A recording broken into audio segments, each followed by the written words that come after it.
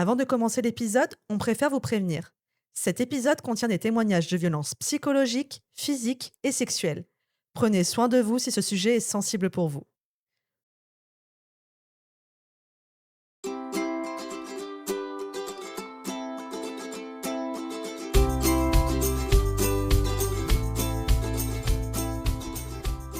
Bonjour à tous et bonjour à Nina qui utilise aujourd'hui un prénom d'emprunt parce que, elle préfère témoigner de manière anonyme et donc, Nina, on t'accueille aujourd'hui à nos micros parce que tu vas venir nous parler de devenir, maman quand on est dans une relation, toxique et quand on est, sous emprise du géniteur de notre enfant. Hem C'était important pour toi de témoigner en anonyme parce que comme ça, tu peux dire vraiment ce que tu as ressenti sans, avoir peur, des représailles, on va dire. Mais bon, ça va être, tu vas tout nous expliquer dans ton épisode.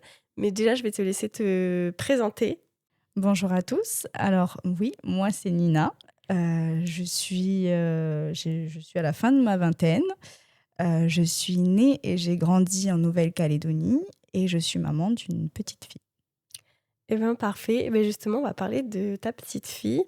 Comment est-ce qu'elle est arrivée dans ta vie et comment était sa relation, enfin ta relation avec le papa de ta fille? Comment est-ce que en fait, comment le projet bébé il est arrivé dans votre couple et comment est-ce que ton couple allait à ce moment-là? Alors avec le papa, tout se passait très très bien. C'était même, comment dire ça? C'était un rêve, hein, j'étais une reine.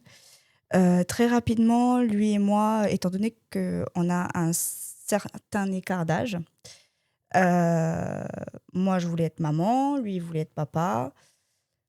Mais déjà, le premier red flag que je n'ai pas vu par amour, c'était, «Je veux un enfant avant tant de temps». Moi, je suis rentrée dedans, je suis tombée rapidement enceinte, mais tout ça par amour. Tout se passait très bien, je me sentais pas non plus, mise au pied du mur. Je suis tombée très rapidement enceinte. Heu, la nouvelle a été très, très bien accueillie, donc tout se passait très, très bien, jusqu'à, la fin de ma grossesse. OK et là, maintenant avec le recul, tu t'aperçois que c'était un red flag parce qu'en fait, il t'a imposé une limite de temps, c'est ça? Eh Qui, en fait, bien, à l'époque te correspondait puisque toi quoi enfin toi, tu avais un projet de devenir parent et votre relation se passait super bien donc tu t'es dit: «Bah, voilà, pourquoi pas?» pour moi, il y avait pas de bah, non, il était parfait, tout était parfait, donc il y avait pas de raison pour que ça se passe mal et en fin de compte, arrivant dans le concret, et ben la descente, elle a été terrible. Mais, mais oui, je pensais pas que ça allait se passer comme ça. Oui, bah, je pense que personne s'attend à ce qu'une relation, se passe comme ça, surtout quand on va mettre au monde un enfant, quoi. Parce que bon, Exactement. vous allez le comprendre, dans l'épisode, mais en fait, le masque est un petit peu tombé pendant la grossesse et même si vous C'est vous ça, êtes séparés, vraiment bien après. bien 4 ans, après, 4 ans. 4 ans après, cette grossesse, c'est pendant la grossesse que tu t'es rendu compte que cette relation qui était, idyllique, en fait, elle ne l'était pas du tout. C'est ça. En fait, tout se passait très, très bien. Il me traitait très, très, très bien. Pendant toute ma grossesse, j'ai été choyée, tout allait très bien. Puis, vers mon 8e mois, on a vécu quelques événements, qui ont fait que, je pense que ça a touché son ego ou je ne sais quoi dans sa, enfin, pour un homme, ça ça a dû toucher à son ego d'homme et qui fait que en fait, bah, le masque est tombé. Où là, ça a été, j'ai dû tout reprendre du jour au lendemain alors que j'avais, pas mal de symptômes à gérer moi aussi pendant ma grossesse, comme le syndrome du canal carpien, mes remontées acides où je dormais assis, voire je dormais plus. J'avais aussi une grossesse qui était assez fragile et compliquée vu que j'ai été alitée assez rapidement et arrêtée tout le temps de ma grossesse parce que j'ai eu des contractions très, très tôt. Mon col s'était ouvert à 1 des 3 mois, donc il y avait pas mal de choses à prendre en compte. Est-ce que tu étais en menace d'accouchement prématuré, ce qu'on appelle la MAPS? Alors, ils m'ont pas mis ça, mais ma sage-femme soupçonnait ça. On me dit: «Paul, ils ont pas voulu», enfin, pour eux, non, mais ma sage-femme, oui. Ok, donc ta sage-femme te disait que tu étais en MAP, donc menace Oui. d'accouchement prématuré, mais au Medipol, ils étaient pas... Non, pour eux, non, c'était quelque Ok. chose qu'ils avaient déjà vu, donc s'il y avait rien de très... Alors oui, à faire attention, mais ça pouvait, tant que je restais tranquille à la maison et que je faisais pas trop de... Ça devrait aller, quoi. Ok.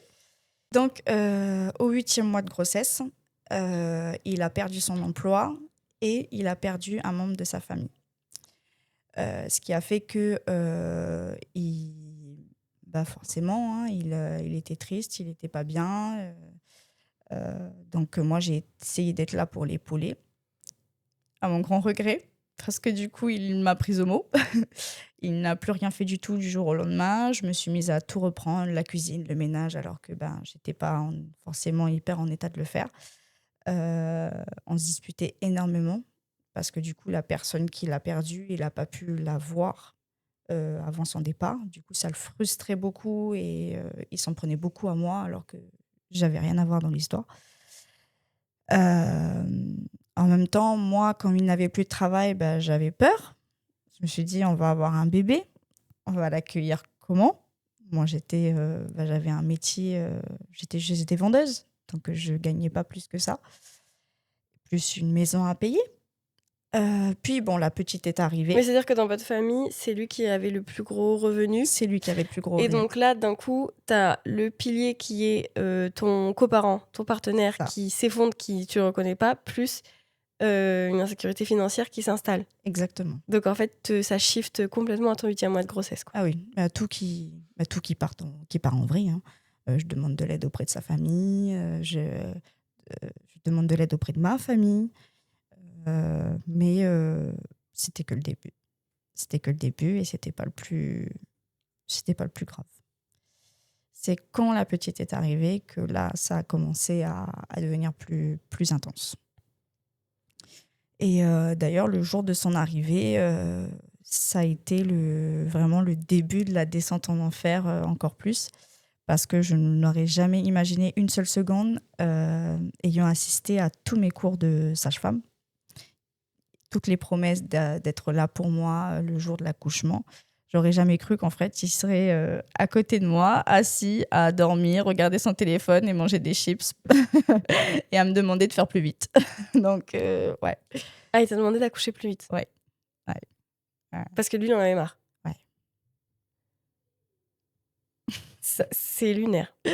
Voilà, ça a commencé là. Et pourtant, j'étais tellement dans une phase, j'étais en train d'accoucher. Donc, moi, je lui ai dit, si tu veux, on échange.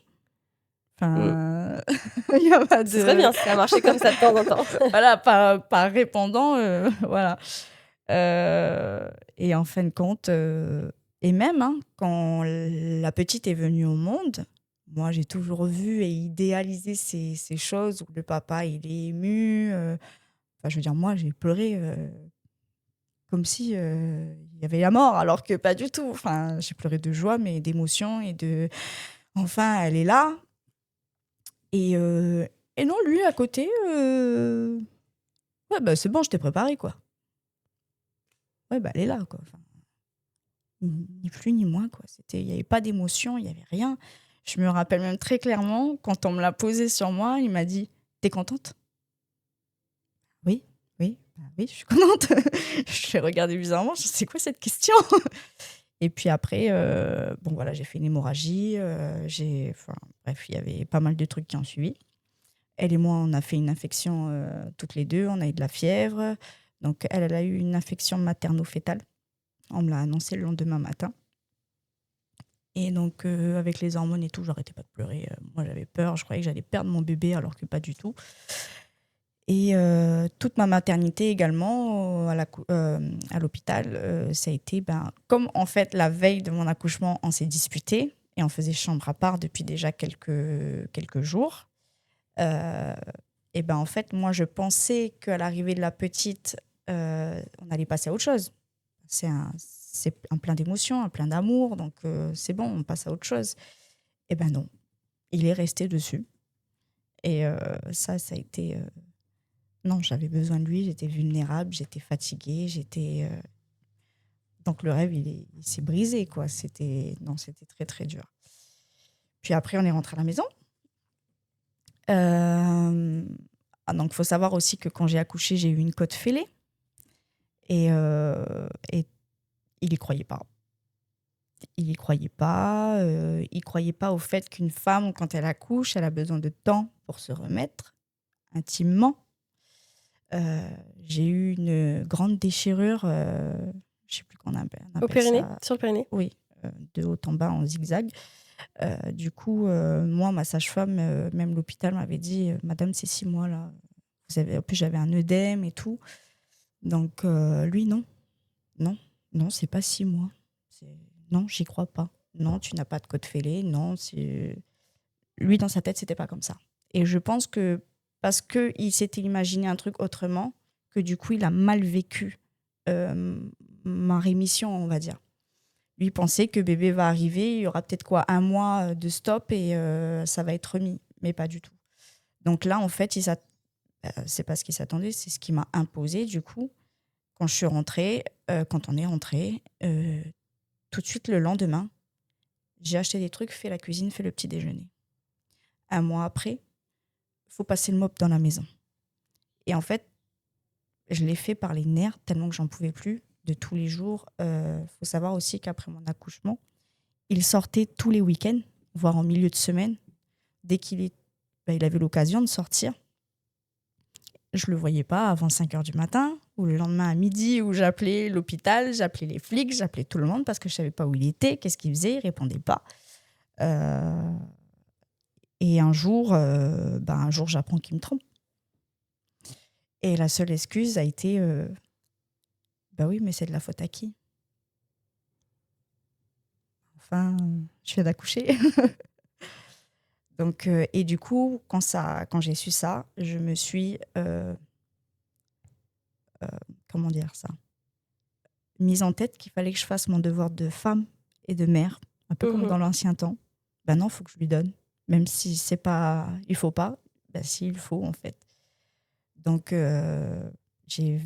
c'est là qu'a commencé les attouchements, pendant que je dormais, pendant que je disais non, il continuait. Bon, il n'y a pas eu de viol, hein, je tiens à le préciser. Les sorties ont continué.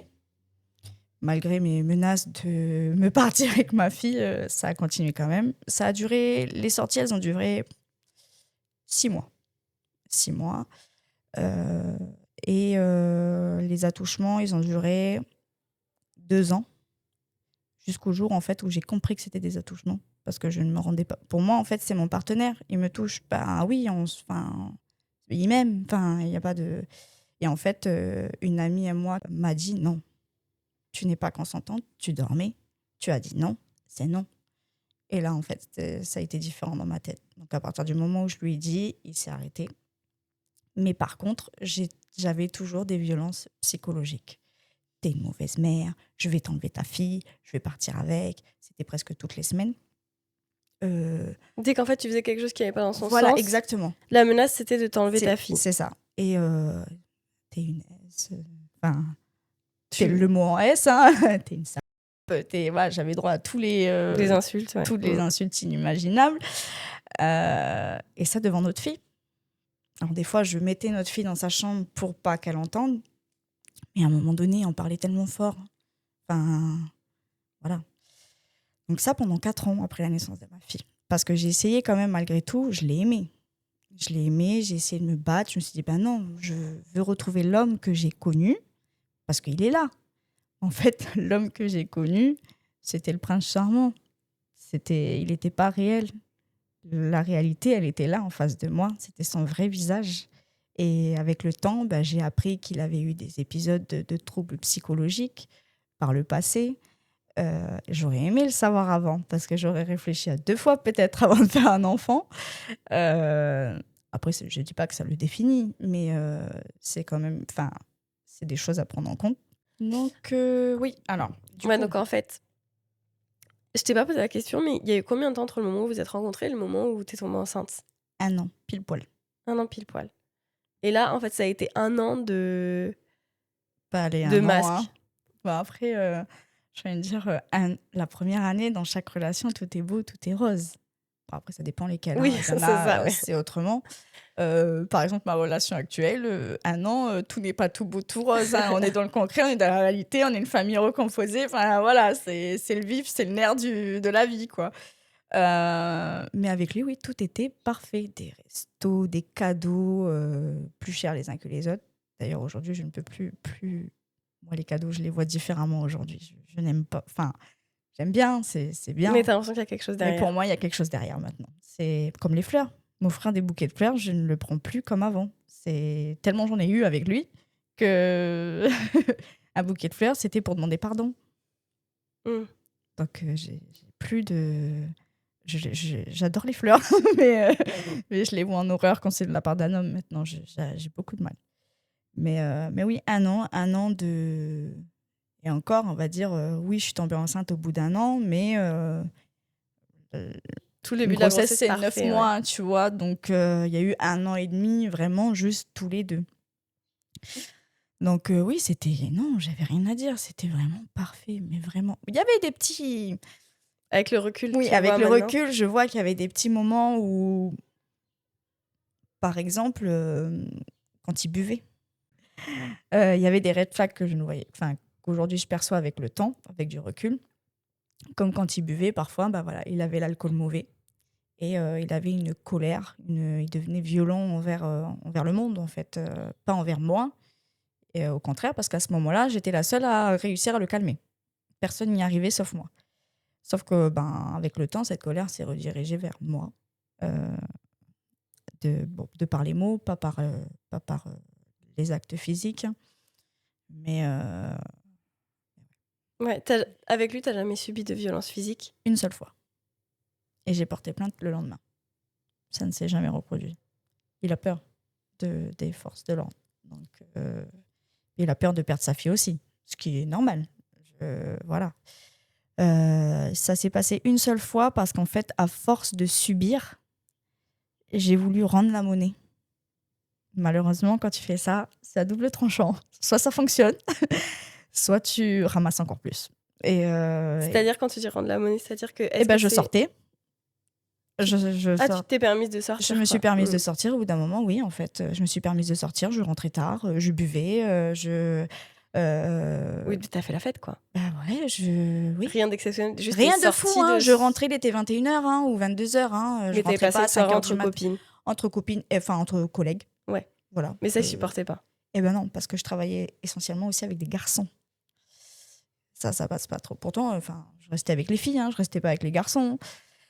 Et en fait, non, ça n'a pas plu. Un soir, je suis rentrée, il était 21h.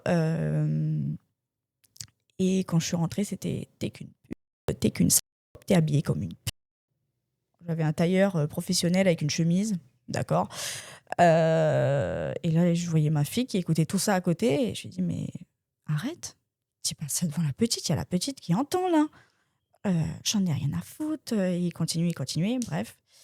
Et jusqu'à un moment donné où, en fait, c'est moi qui a câblé. Et là, je lui ai dit, de toute façon, bon, mes mots ont dépassé ma pensée, hein, parce que voilà. Et là, je lui ai dit, de toute façon, t'es qu'un mauvais père. Parce que quand je travaillais, que toi, tu ne travaillais pas, je rentrais le soir, ma fille n'était pas baignée. Elle n'avait mangé que des gâteaux toute la journée. Rien n'était fait, rien n'était préparé. Et tu étais en train de boire la bière avec un voisin. Et là, en fait, ça a été la phrase de trop. En fait, j'ai sorti des trucs que je n'avais jamais dit. Où là, en fait, il a tout balancé, toutes les bouteilles qui traînaient sur le comptoir. Donc là, moi, j'ai eu peur parce que je ne l'avais jamais vu comme ça. J'ai voulu prendre mon téléphone, appeler mon père. Il m'a arraché le téléphone des mains. Et du coup, j'ai couru. Je me rappelle, j'ai attrapé vite ma fille dans mes bras. J'ai couru dans la chambre. Et il m'a ouvert la porte de la chambre sur moi, en fait. Et après, j'ai voulu prendre le téléphone fixe pour appeler mon père encore une fois. Et je me suis vite sauvée dans la chambre, encore une fois. Et là, il a réouvert la porte et je me suis sauvée dans le lit. Et en fait, dans le lit, il m'a attrapée. Il a attrapé le téléphone. Et en attrapant le téléphone, il a attrapé mes cheveux. Il m'a arraché les cheveux. Et là, je sais pas, je me suis mis en mode survie. J'ai vite couru pour prendre les clés de ma voiture. J'avais toujours ma fille dans les bras. Dans tout ça, j'avais ma fille dans les bras. Hein. Je ne l'ai jamais lâchée. Et là, en fait, il m'a poussée contre le mur avec la petite. On a tapé contre le mur.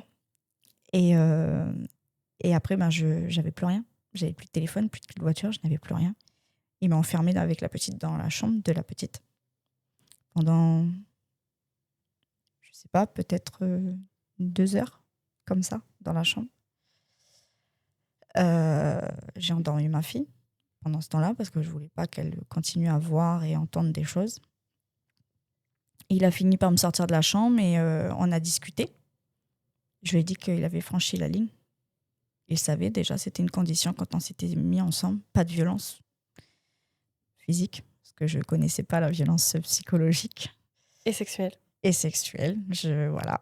Pourtant, j'avais déjà été victime d'agressions sexuelles quand j'étais plus jeune, mais pas de mon partenaire, donc je ne me rendais pas vraiment compte. Mais ça, c'est un autre sujet. Mais c'est important que tu en parles parce que c'est vrai que, bah oui, en fait, le consentement, c'est même en couple. Oui, c'est hyper important. Et peu importe sous quelle forme. Peu importe sous quelle forme.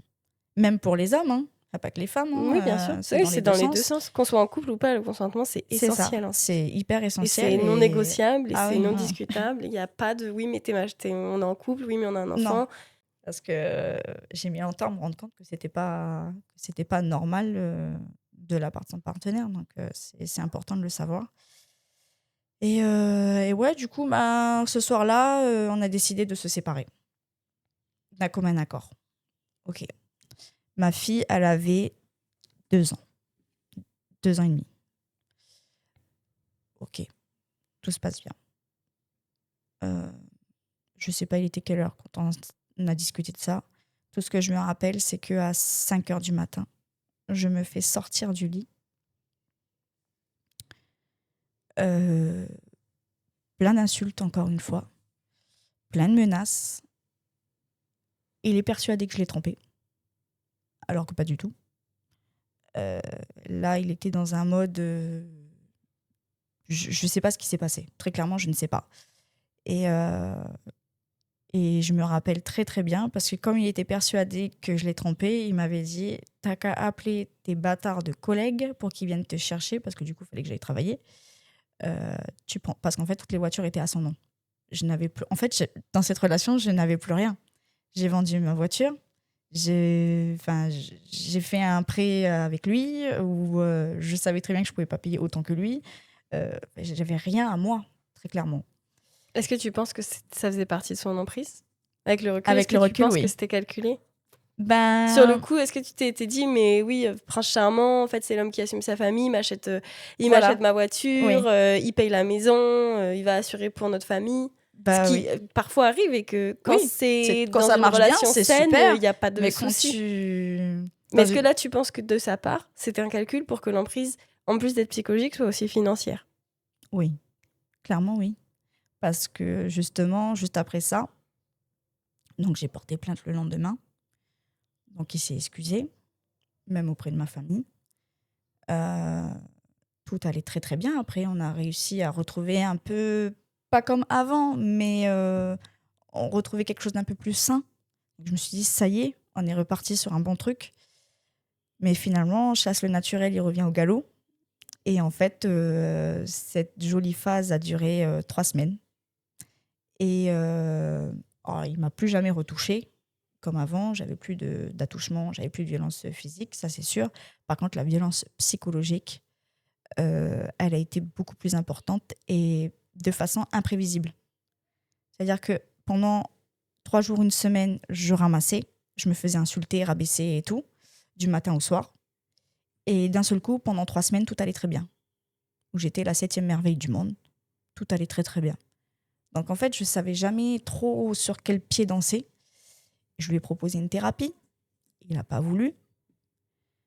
En fait, je ne sais pas, mais j'étais accrochée à cet idéal familial de non, il faut continuer, il faut s'accrocher. On a fait un enfant. En fait, je m'accrochais encore au truc qu'on vivait avant. Je voulais le retrouver à tout prix. Alors qu'en fait, ça n'allait jamais revenir. Donc, oui. Il y avait une espèce d'emprise bizarre, malsaine, où Donc, j'avais peur de partir aussi. J'avais peur des représailles parce que c'est quelqu'un qui a des contacts dans la justice. Et Et il te le disait? oui, il l'utilisait. Moi, j'ai mon avocat. Mon père, il connaissait l'avocat. Alors que son père, aujourd'hui, il a pris aucun parti. Mais moi, j'y croyais à tout ça. Je me suis dit, non, ils ont de l'argent. Ils ont des contacts. Moi, j'ai rien, moi. Je vais faire quoi?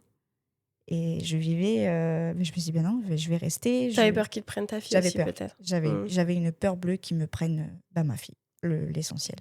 Et parce que bon, la voiture, le travail, tout ça, je m'en fous, tout ça. À la maison, c'est matériel. Il n'y a pas de... Mais ma fille, non, pas ma fille. Et en fait, ma fille avait 3 ans quand je l'ai quittée encore. Et cette fois-ci, on est parti sur un début de garde alternée. Toi, t'es retournée habiter chez tes parents? Je suis partie vivre avec ma meilleure amie. Avec ma meilleure amie, ça se passait plutôt bien. Même si, bon, lui, il essayait de me rattraper encore et encore en envoyant des messages lui envoyait des messages à mon ami. Mais moi, je voulais plus le voir. Et là, forcément, dans ma période, j'ai décidé d'aller voir ailleurs. Vous étiez séparés, donc... Oui, voilà. Sauf que, bon, lui, il le voit pas de la même manière, encore aujourd'hui. Et j'ai quand même... En fait, ce qui s'est passé, c'est que... Alors, je l'ai quitté pendant... Donc, du coup, notre séparation a duré 1 mois. Parce qu'il m'a demandé en mariage. J'y ai cru.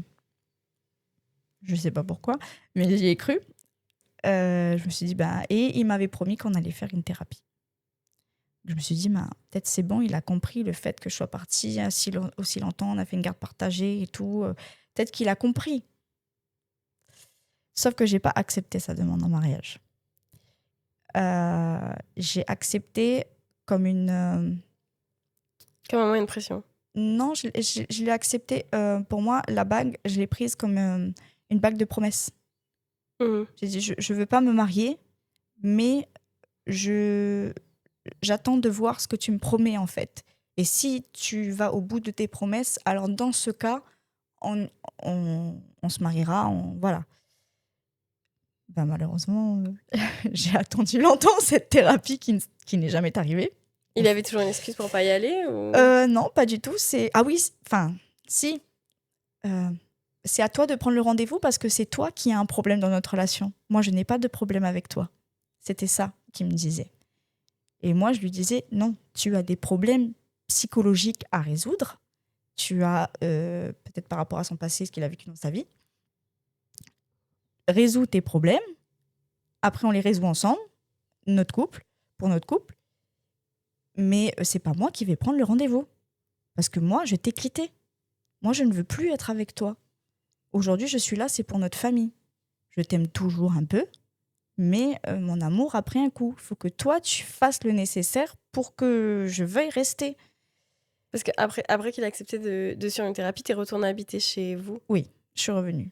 En fait, je revenais par alternance. Quand lui, parce que du coup, il avait retrouvé son ancien travail qu'il avait perdu. Et du coup, en fait, quand il avait ses jours off, il était à la maison avec la petite. Et quand il avait ses jours on, moi, j'étais à la maison avec la petite. Voilà, je partais que quand il était là, en fait. Ah oui, ok. Oui, donc vous partagez la maison, mais vous ne cohabitiez plus. Exactement. Il y a eu des fois où on cohabitait, mais dans ce cas-là, on faisait chambre à part. Vu qu'il y avait pas mal de chambres. Donc, Et même toute cette année-là où vous étiez séparés, où t'es retourné habiter là-bas, vous faisiez quand même chambre à part? Non. Alors, au début, oui. Après, c'est vrai que ça marchait plutôt bien. On avait retrouvé un petit rythme assez sympa. Donc, je me suis dit, pourquoi pas? Mais il y avait une cassure, ça se sentait, en fait. Mais en tout cas, j'ai essayé, encore une fois. Et c'est cette année-là où j'ai essayé d'avoir un autre enfant. Parce que je me suis dit, si on a un autre enfant, et qu'en plus on va faire la thérapie, ça va permettre de réparer la venue de notre fille qui s'est passée dans le chaos. Voilà. et redonner de l'amour à tout ça, à cette petite famille qu'on a essayé de construire. Peut-être que c'était juste une mauvaise passe. J'avais pas envie de jeter pour remplacer. Je voulais vraiment essayer de réparer encore et encore et encore. Le souci, c'est que il y avait plus rien à réparer. Donc, il voulait que je quitte mon travail, le fameux travail où je travaillais qu'avec des garçons. Enfin, presque. Il y avait des filles aussi, mais j'ai quitté mon travail. Je me suis dit, cette année, on va se donner cette chance. Donc, je vais tout mettre en œuvre pour y arriver. Et je voulais aussi le mettre dans de bonnes conditions. Je le maternais beaucoup, hein, ça faut... Dans de bonnes conditions pour qu'ils se disent, oui, je vais prendre ce rendez-vous et faire cette thérapie. Donc, je faisais tout en œuvre pour qu'ils veuillent aller jusqu'au bout. C'est très bizarre à dire, hein, mais... C'est de l'emprise, hein, voilà. donc, Avec le recul, je me dis, waouh, c'est lunaire. Mais aujourd'hui, je serais incapable de refaire ça. Hein. Ça, c'est mort. mais oui, c'était clairement ça, comme avec un enfant, où tu le mets dans les conditions pour qu'il fasse une activité, qu'il aille avec telle personne, ou que... c'est pareil. C'est exactement pareil.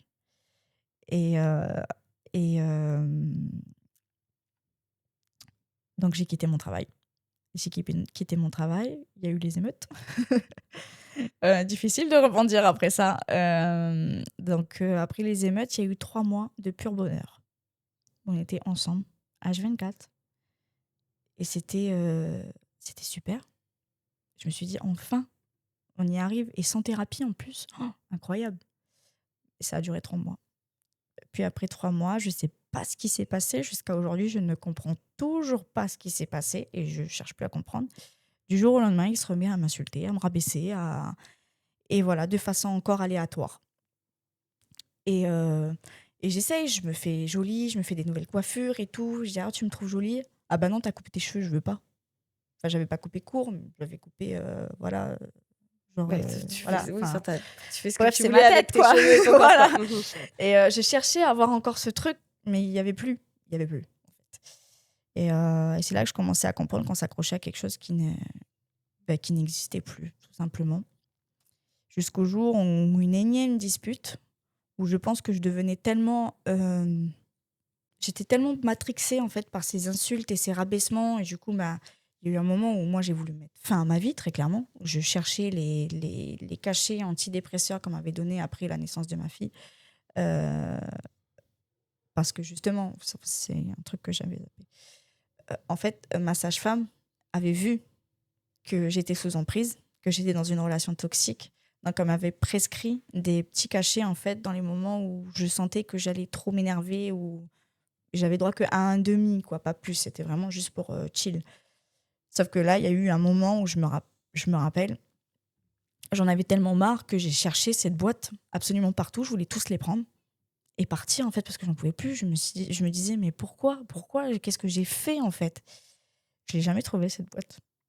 Dieu merci. Et en fait, à force de m'acharner à la chercher et que je la trouvais pas, au bout d'un moment, j'ai baissé les bras et je me suis dit, mais ça va pas. Il y a une petite derrière. Il y a une petite, t'es sa mère, tu vas pas partir. Tu vas pas l'abandonner. Avec lui, en plus. C'est un bon papa, attention. Hein. Mais non. Donc, c'est là qu'après, j'ai commencé à penser différemment, à agir différemment. Et est arrivé des moments dans cette fin de relation où, en fait, pendant les disputes, je ne pleurais plus. Je rigolais. J'éclatais littéralement de rire. Des fous rires. Parce que je sais pas ce qui se passait, en fait. J'en pouvais plus. J'en pouvais plus. Et jusqu'au jour où ma fille est venue me dire, maman, je ne veux plus que vous soyez ensemble. Pas avec ces mots exacts, hein, elle avait 4 ans. Mais elle a dit, je ne veux plus que papa et toi soyez ensemble parce que tu pleures, ça va pas et tout. Donc là, ça m'a fait un déclic. J'ai été voir son père. Je lui ai dit, écoute, il faut que ça s'arrête. Parce que là, c'est carrément notre fille qui me demande ça. Elle a 4 ans. Elle a 4 ans. C'est pas normal. Et là, une énième promesse. Que je prends pas au sérieux, pour le coup. vu que... Et c'est quoi qui t'a promis? Parce qu'il t'avait déjà tout promis, puis il faisait rien. Donc, qu'est-ce qui t'a... C'est exactement ce que je lui ai dit. J'ai dit, mais pourquoi tu veux me faire encore une promesse alors que tu m'as fait une promesse genou à terre, t'as été incapable de tenir. Il a dit, non, mais si, cette fois-ci, je vais le faire. Je sais, je suis désolée. J'ai dit, mais je te crois pas. On a une petite fille qui a 4 ans. Tout son début de vie, ça a été ça. Des up and down. Un coup, maman et papa, ils s'aiment. Un coup, ils s'aiment pas. Un coup, ils se disputent. Un coup, c'est violent. Un coup, c'est... Non. Mon début de maternité, ça a été ça. Des pleurs, des cris, de la violence. C'est pas ce qu'on s'était promis. Et finalement, en fait, c'est resté en suspens. Et 3 semaines après, il m'a regardé, il m'a dit... alors, on était en train de faire le sapin de Noël. Je sais pas pourquoi, je me suis emportée parce qu'il a commencé le sapin de Noël sans moi, avec la petite. Alors que ça, c'est un truc que j'ai toujours fait, elle et moi. Il a jamais voulu participer. Et je sais pas, ça m'a piqué. Et donc, dans cette discussion-là, il me dit, écoute, je pense qu'il vaut mieux qu'on arrête. Et là, je le regarde et j'ai fait, mais ça fait longtemps qu'il faut qu'on arrête. Il faut absolument qu'on arrête. Il me dit, ok. C'est comme ça qu'on s'est séparés. Il me dit, ok. J'ai dit, bah ok, je vais trouver un autre endroit où vivre. Je vais... T'inquiète pas. Faisons... Alors, c'était notre condition. On se sépare. On ne montre rien devant la petite pour le moment. On fait Noël avec nos familles pour marquer un dernier Noël en famille. Et après, chacun fait son chemin. Malheureusement, ça ne s'est pas passé comme ça. Encore une fois, à Noël, je me fais insulter devant toute sa famille. Je ne sais pas pourquoi. D'un seul coup, j'étais en train de discuter tranquillement. Il arrive, il m'insulte. Personne n'a compris non plus. Ok. Le lendemain, je pars faire Noël avec ma famille, sans ma fille, parce qu'il ne voulait pas que j'aille avec la petite. Donc ça a été très, très dur. Et je rentre, je me fais encore insulter. Et je ne sais pas pourquoi. J'ai pris 2 sacs et je me suis barrée pendant 2 jours. Et là, quand je suis revenue, ça a été gendarmerie, procédure, parce qu'il m'interdisait de revenir dans la maison, il m'interdisait de revoir ma fille. Ça a été... voilà. Donc la procédure s'est lancée. Est-ce que c'était considéré comme un abandon de domicile de ta part? Non, parce que nous ne sommes pas mariés. Alors ça, faut bien que les gens le savent, femmes comme hommes. Vous n'êtes pas mariés, il n'y a aucun abandon de domicile. Il n'y a aucune... Même tu trompes ton partenaire, tu n'es pas marié, ce n'est pas une infidélité, ce n'est pas un adultère. On ne peut pas porter plainte pour ça, on ne peut pas déposer une main courante pour ça. Par contre, tout ce qui est violence, qu'elle soit invisible ou visible, tu le fais. Même moi, parce que j'ai pas... comment dire ? Pour tout ce que j'ai subi dans la relation, j'ai jamais porté plainte. Je l'ai fait bien après qu'on se soit séparés. Et ça a été pris en compte. Sauf pour la fois où il y a eu de la violence physique. Tu disais que tu avais porté Voilà, plainte. j'avais porté plainte, mais finalement, on l'a transformée en main courante parce que on s'est remis ensemble, voilà, donc on est passé au-dessus. Sauf qu'après la séparation, il a continué encore et encore et encore, jusqu'au jour où il m'agresse physiquement et verbalement également. Pendant la passation, où là, j'ai tellement eu peur parce qu'il a couru comme un fou sur la voiture pour me toucher et tout. Donc, je suis partie à la gendarmerie, j'ai porté plainte. Et là, pour tout ce que j'avais subi dans la relation. Et ça faisait 7 mois qu'on était séparés. 7 ou 8 mois, un truc comme ça. Donc, j'ai dû voir des médecins, j'ai dû voir des psychologues juridiques. J'ai eu 7 jours d'ITT, ce qui est assez grave. Donc j'ai vu des juristes, j'ai vu des avocats. Voilà. J'avais lancé la procédure, pour moi, on y allait. Puis quand il s'est fait convoquer par la gendarmerie, il m'a appelé. Il a eu la trouille. Et là, il m'a demandé si je pouvais retirer ma plainte.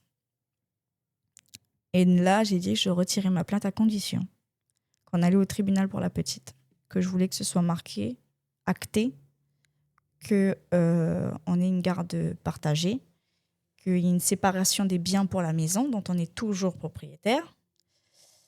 Enfin, voilà, qu'il y ait quelque chose de concret pour notre fille, quoi, que ce soit pas fait. Il est tellement imprévisible.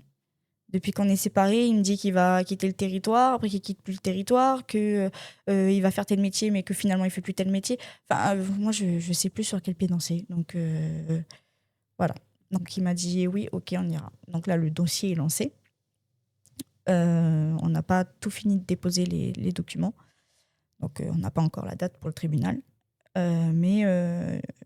Alors, j'ai pas retiré ma plainte. Parce qu'en fait, quand on dépose plainte pour violence, mais surtout pour attouchement, donc pour violence sexuelle, tu peux pas retirer ta plainte comme ça. Il faut faire appel au procureur. Et c'est le procureur qui décide. Il y a eu un petit temps, donc du coup, on a dû passer un à un avec la gendarmerie. Et finalement, le procureur a décidé de pas retirer la plainte, mais de la laisser en main courante. Donc, s'il y a récidive, voilà, pour lui, c'est mauvais, quoi. Mais voilà, il y avait beaucoup de choses. Ça a été un sacré parcours. Mm. Ouais. Mais bon, Oui, puis peut-être qu'il y en a qui nous écoutent et qui se disent oui, mais pourquoi à chaque fois tu y retournes en fait? c'est ça. Mais je pense que Mais j'avais cette. Bon, je voulais pas rester sur un échec. oui, puis il avait de l'emprise sur toi en fait. C'est ça. J'avais peur. J'avais peur. C'est difficile à expliquer, en fait. Je l'aimais, mais en même temps, je l'aimais moins. Et en même temps, j'avais peur. Et en même temps, je me disais, je reste pour ma fille, pour qu'elle sache ce que c'est de vivre avec papa et maman. En même temps, je veux pas rester sur un échec de séparation. Ah non, j'ai pas fait tout ça pour ça. Enfin, mais en même temps, je savais ce que je subissais, quoi. C'était compliqué. C'est très compliqué à exprimer, en fait. C'est une emprise. C'est ça. En fait, vivre avec parce que c'est ce que c'est. Hein. C'est un pervers narcissique, parce qu'il y en avait que pour lui. Il s'en fout de ce que toi tu ressens. Il s'en fout de ce que toi tu vis. Il s'en fout. C'est lui. En plus, c'était vraiment le personnage. Moi, je connais tout, j'ai tout vu. Tu connais rien, t'es une petite. Comme on a un certain écart d'âge, ce qui est très drôle, hein, c'est que quand tout allait bien, c'était t'es une femme forte, t'es courageuse, malgré ton jeune âge, t'es mature et tout. Et quand tout est devenu mal, t'es qu'une petite, tu connais rien de la vie, t'es ceci, t'es cela. Enfin, c'était. Donc oui, c'est sûr que les gens vont se demander pourquoi, mais il n'y a pas forcément de réponse. Quand t'es dedans, même toi, tu comprends pas pourquoi tu retournes dedans, en fait. Et c'est une fois que t'es sorti, réellement, je parle vraiment réellement, quand vraiment, ça y est, tu t'es dit, ça y est, c'est fini, que là, tu commences à te refaire un peu le schéma, à essayer de te retrouver. Parce qu'aujourd'hui, ça fait 1 an et demi qu'on n'est plus ensemble. Et pourtant, je garde quand même toujours des séquelles. Aujourd'hui, j'ai refait ma vie, hein, mais il y a toujours des séquelles. Je me sens pas traumatisée parce que forcément, je veux pas laisser ça me définir et définir ma vie. Je suis maman, la vie continue. Ok, c'est une partie de mon histoire, de notre histoire, parce que la petite aussi, c'est son histoire aussi. Mais aujourd'hui, mon partenaire, il va me sortir des petites boutades pour rigoler. Moi, je le comprends pas de la même manière. Moi, je le prends à cœur. Alors que non, tout va bien, c'est pas grave. Ou même des trucs, j'ai pas allumé l'eau chaude comme ça. Enfin, c'est pas grave. C'est pas grave. Alors qu'à l'époque, c'était. Oui, c'était vraiment le schéma de l'ancien temps. Et il me l'a dit, hein, mon ex, il me le disait, la place de la femme, c'est dans la cuisine. Oh, sans commentaire. Voilà.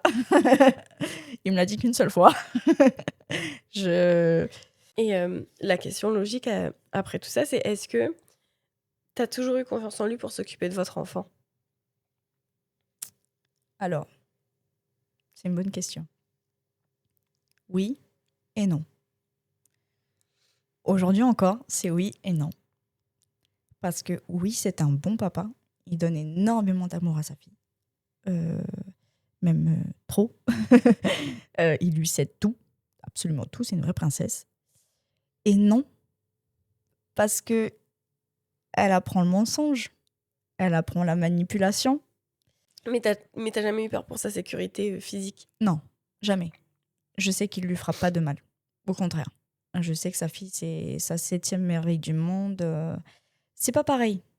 La façon dont il est avec une partenaire et la façon dont il est avec sa fille, c'est vraiment 2 choses distinctes, 2 choses différentes. Et heureusement, Heureusement. heureusement. Mais voilà, le seul truc, c'est qu'il lui apprend des mauvaises choses, comme mentir et manipuler. Ça, c'est quelque chose que je ne tolère absolument pas. Tout simplement, hein, un truc tout bête. Hein. Il lui achète des sous-vêtements de garçon. Parce que c'est moins cher de ce qu'il dit. Bref, sans commentaire. Je ne tolère absolument pas. C'est une fille, c'est une petite fille. Elle a des culottes de fille. Pas des slips, pas des caleçons de garçon. Donc je montre à ma fille comment différencier. Selon les coutures et tout, je lui montre. Et très bêtement, hein, donc je lui demande, mais pourquoi tu lui achètes ça? Parce que c'est moins cher et tout. D'abord, il disait pas. Ah mais non, mais c'était une amie pour dépanner quand on était chez elle. Et quand je montre à ma fille, elle me dit, mais pas du tout. Il l'a acheté au magasin. Mais il ment. Ma fille me montre des fois pour des trucs voilà, de chez son père ou des trucs dans la vie de tous les jours avec ma belle-fille. Ou voilà, enfin, elle me ment. Et elle sait que je ne tolère pas le mensonge. Mais le problème, c'est que comment tu veux que je lui donne une bonne éducation sur ça si à côté, elle voit son père me mentir en permanence? Pour elle, c'est quelque chose de normal, en fait. Donc, et manipulé dans le sens où... après ça, je pense que c'est tous les enfants. Hein. Quand c'est des gardes partagés ou peut-être même quand papa et maman sont ensemble. Ah, mais avec papa, j'ai le droit de faire ça. Mais avec toi, non. Enfin, des petits trucs bêtes comme ça, tu vois. Mais bon, ça, je me dis qu'avec l'âge, ça va se résoudre. Je m'en fais pas trop. Donc oui, ça va. Si je peux lui faire confiance d'un point de vue sécurité, tout ça, j'ai rien à dire. Le seul problème, c'est qu'encore aujourd'hui, il gère très mal son côté financier. En fait, il veut tellement tout donner à notre fille qu'il se met à mal pour ça. Sauf que, ben non. Elle va pas mourir parce qu'elle a pas mangé le McDo ce week-end, en fait. C'est pas très grave.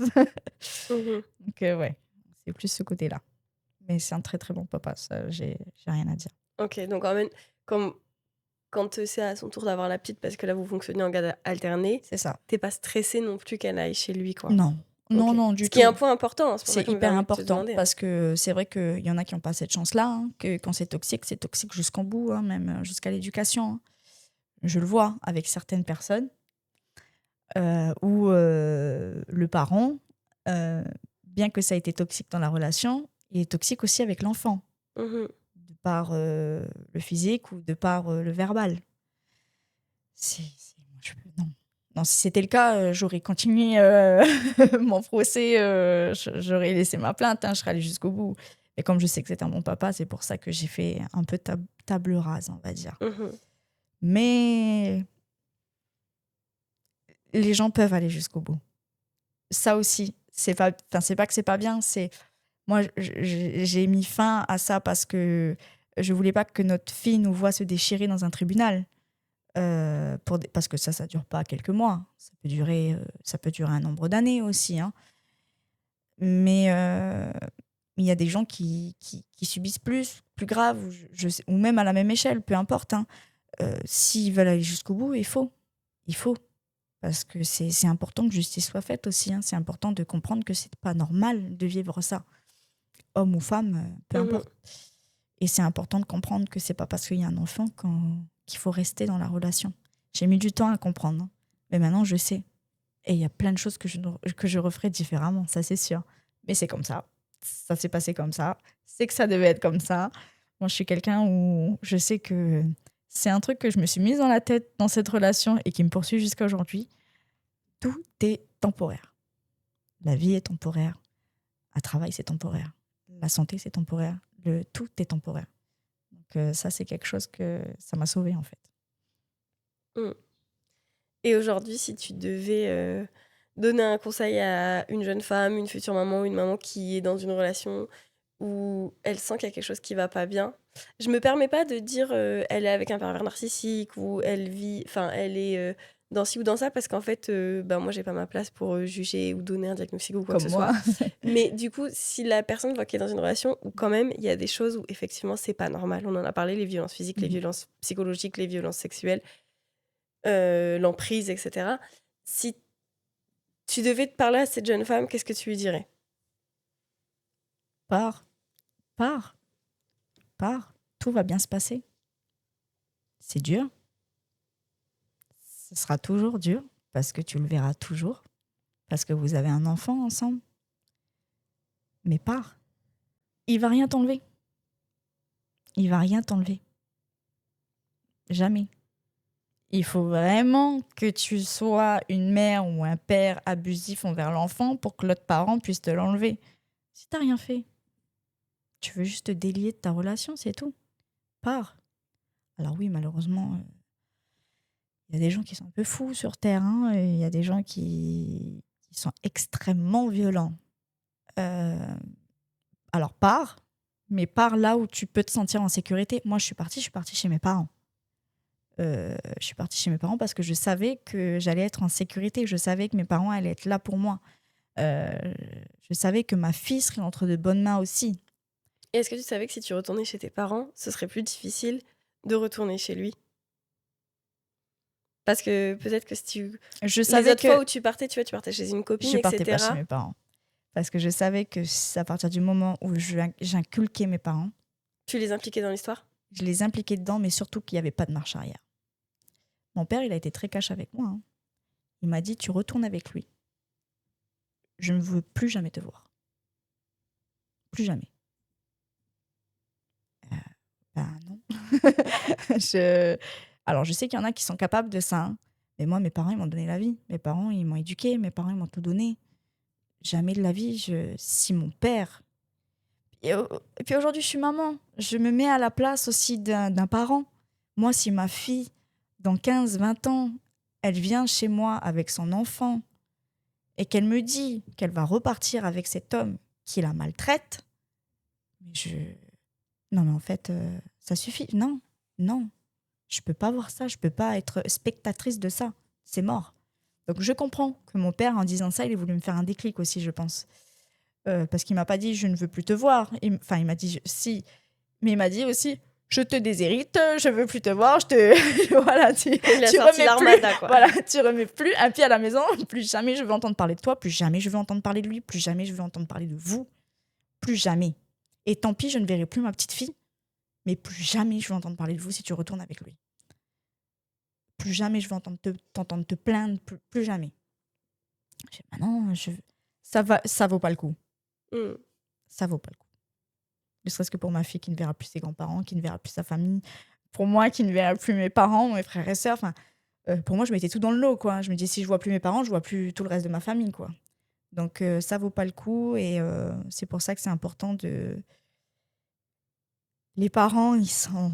Alors, ça dépend des parents, Après, ça peut ne pas être des parents, ça peut être un tonton, une tantine, ça peut être une amie chez qui tu te sens en sécurité, mais faut écouter les points de vue extérieurs parfois. Quand tu es dedans, tu écoutes pas trop, tu dis oui, je sais, mais tu retournes quand même. Parce que ça, je l'ai vécu, je le sais. Mais il faut écouter. C'est hyper important. Avec du recul, ouais. Si j'avais écouté dès le début, j'aurais pas vécu tout ça. Mais bon, c'est comme ça. On pourra pas refaire l'histoire. Voilà. Et t'en es où maintenant aujourd'hui de ta vie? Parce que tu nous l'as dit plus ou moins, mais bon, t'as un nouveau chéri, ça se passe très bien. Et c'est pas du tout le même schéma que ton ancienne relation. Et ça, je pense qu'en fait, t'es à l'affût des signaux peut-être aussi beaucoup plus qu'avant. Oui. Alors, je suis plus susceptible. Ça, je ne vais pas le cacher. C'est un travail à faire, du coup. Parce qu'il faut que je me retrouve. Il faut que je regagne de nouveau confiance en moi. Quand tu as été rabaissée pendant des années, c'est très difficile. Mais oui, j'ai refait ma vie très rapidement. très très rapidement, ce qui était vachement surprenant en fait, parce que je me suis séparée, je me suis remise en couple peut-être 2 ou 3 mois après. Mais c'était quelqu'un que je connaissais déjà, quelqu'un que j'ai aimé par le passé. C'est Je savais que je pouvais lui faire confiance. C'est quelqu'un que mes parents connaissent, c'est quelqu'un que tout le monde connaît. Donc, je savais que j'allais être entre de bonnes mains. Mais le début a été un peu difficile parce que j'avais du mal à... Même si je savais que je pouvais faire confiance, j'avais un peu du mal à me lâcher. Enfin, forcément, je venais de sortir d'une relation. Après, je n'aimais plus le père de ma fille depuis un bon moment. Voilà, quand on s'est séparés, Oui, ça fait des années en fait que c'était ça fini. s'était cassé, donc forcément, voilà. Mais c'est pas du tout la même dynamique, du tout. Je retrouve une vie sociale, parce que c'est quelqu'un qui a une vie sociale, qui a des amis, qui le voit tout le temps, tous les jours, c'est sa deuxième famille. J'ai... il a un enfant, lui aussi. Donc ça aussi, c'est une nouvelle dynamique de famille recomposée. Donc du coup, je découvre une nouvelle facette de la maternité parce que du coup, je suis belle maman. Donc c'est comme si on adoptait un enfant, quoi. Voilà, j'apprends à aimer un enfant que je n'ai pas mis au monde. Euh, et tout se passe très très bien. Mes parents l'adorent, ce qui est complètement à l'opposé de ce que j'ai vécu pendant 6 ans. C'est quelqu'un qui est débrouillard.